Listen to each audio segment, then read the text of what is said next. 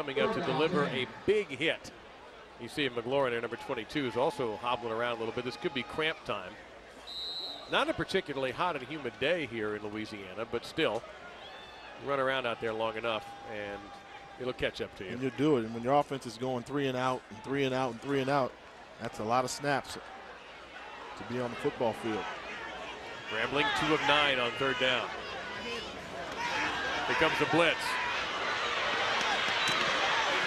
Nice cutback and right near the marker. Let's see where this is going to be. This is going to be close. Running back helping out. There was a good example. Yeah, that's why you want to keep somebody in the backfield, just so he can kind of clear the way and help out. And you'll see Tillman here get on the outside, show some niftiness, and he actually had enough mobility to outrun the corner blitz. 4th down and inches. They hurry to the line. And they got it. Oh, that should have been a penalty. Yeah, Nick Lewis that was still moving forward out here at the wide receiver position. They didn't call that one. I'm looking over at the Alcorn sideline to see if any of the coaches are going bananas, and I don't see it. But that's that quick little tap the center on the behind, that Peyton Manning play that we see so often, and he's that 6'4", 6'5". Tillman's a big guy. Just fall forward. Hey, move the power. Let the big guys in front of you get that lean on and pick up the first down.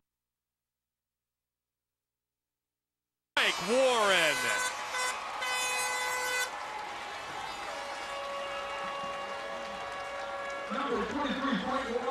Come on, pull it.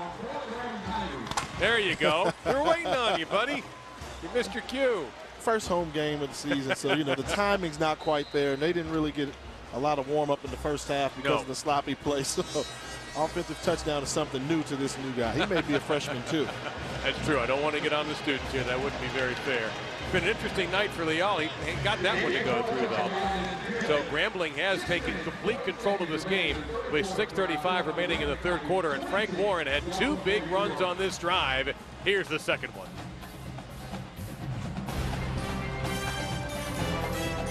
The South. And if that influenced that throw at all, it probably did. Kendall Robinson made that contact. Now Grambling really trying to put this game away, and that pass maybe not the best one that J.P. Tillman has thrown, but he was under a great deal of pressure that time, and there's Lee Robinson, number 56 for the Braves, applying that pressure. Well, that was just a phenomenal interception. I mean, he made that catch look easy, that interception, and you talk about the pass and the pressure where the ball was thrown late. Had he gotten that ball out there early, then Foster would not have had the ability to recover. And that's why the timing game, the rhythm, has not been there for Alcorn today. This is Cornelius Walker, the other in that fine 2-tailback tandem. He gets it across the 20-yard line to the 19.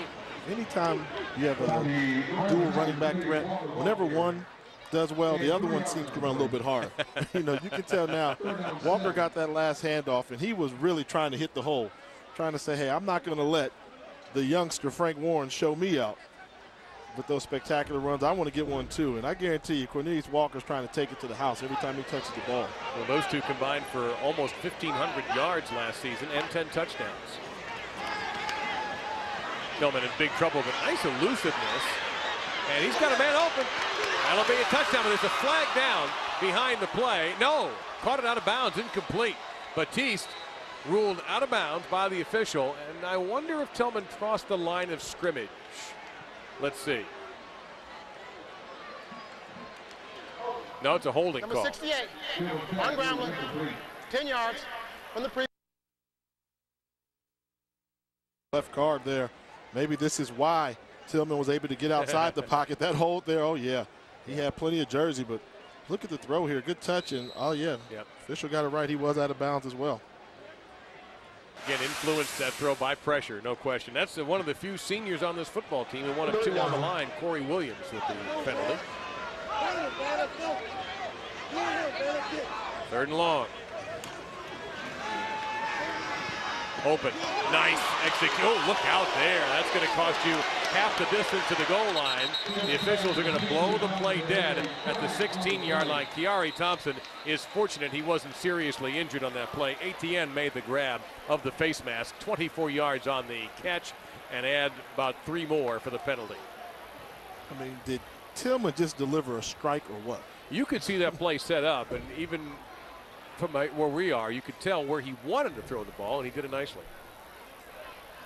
We have a catch by Grambling. Personal foul, face mask on the defense. Half the distance to the goal, first down. And that's one of those throws. This is just a big-time throw here on the skinny post. You see what they like about his arm strength. Coming right into your living room, thrown right before the safety, and all the safety can do is reach out and try and grab him. And look at that. That's the thing you don't like to see. 9th penalty on the Braves. That was tough to look at, but that was a fantastic throw by J.P. Tillman, getting all 6'3", 240 pounds into that throw. Walker is the tailback. He stays in the block, and it doesn't matter. Solidly sacked that time. Coming in from the corner is Corey McLaurin. They brought the corner blitz, and as a quarterback, you've got to know, if my read's not there, once you get inside the 20, instead of thinking you have 3.5 seconds to get rid of the ball, you've got 2. 1,001, 1,002, not there, I got to get rid of it. And he chose to try and outrun the defensive back that was coming in there with so much speed and momentum. That's one of those mental areas you got to know. Get rid of the football. 2nd and goal from the 11. McLaurin now looks like he's a little bit shaken up. He's been limping around a little bit in between plays. Not on that last one. Picked up the blitz that time, going for the end zone. Donnell, a 3rd touchdown? No. If he had somehow caught that, that would have been the play of the night. It'll be 3rd down and goal from the 11. And what a poor decision. Why try and force that ball into double coverage and take points off of the board potentially? Just tuck that ball in there and run. One of those trick gadget plays. The Braves defense was not fooled on this. Look at this. You've got 2 guys there that are within position on 1. Anytime you're throwing 1 against 2, I don't like your chances. Tomasi Fuller was the guy who almost picked off the ball in the end zone, unless maybe Randy Moss is the one. How about that? That's true, but you don't want to make a living doing that. Do you? Well, yes.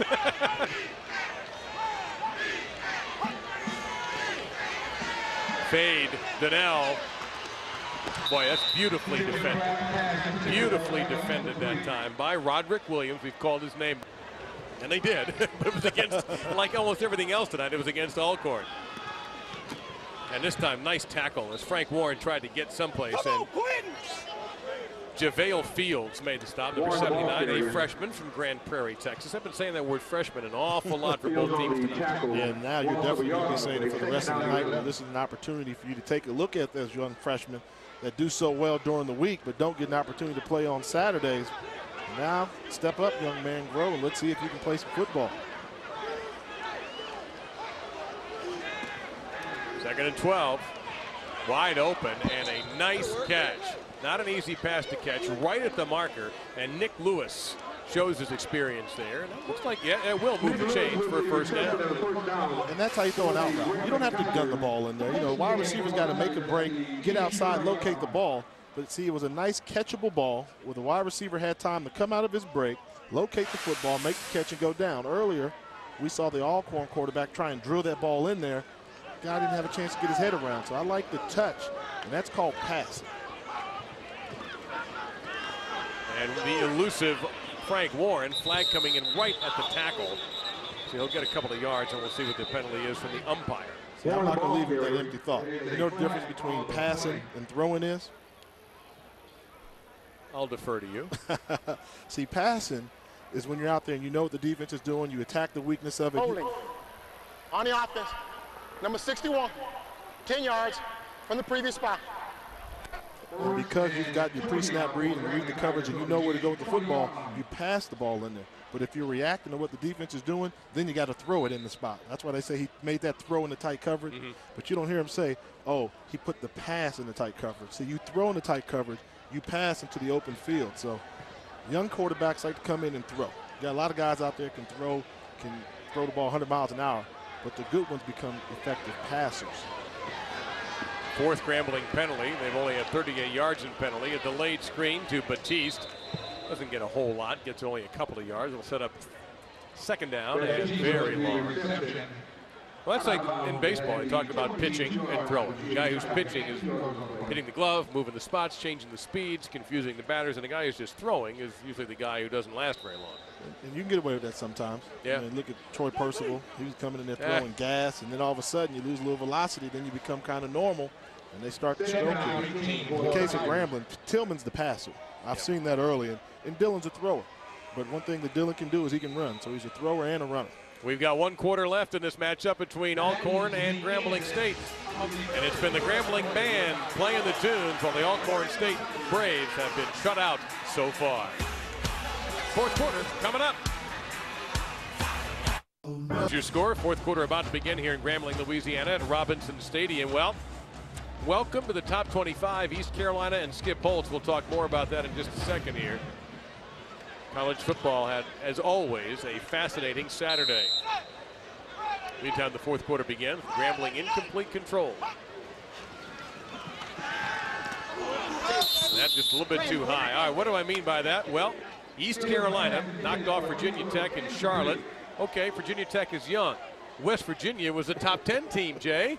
Wow. I mean, they 24-3. They put a whooping on them right there. You know, bye-bye Heisman Trophy possibly for Pat White. Unfortunately, that's the way it goes. Yeah. You lose like that, you put up 3 points in a loss. Ohio State, without Beanie Wells, they really, really struggled. They struggled. Going to the 4th quarter, they were trailing that game, and BYU and Washington going out. Now, how about BYU having a PAT, pardon me, with 2 seconds to go to preserve that game? Otherwise, that thing's going to overtime. Out of there that you'd be happy with. That it's only 1 loss and doesn't count for 5. Okay. Just had to ask because you know someone's going to ask it.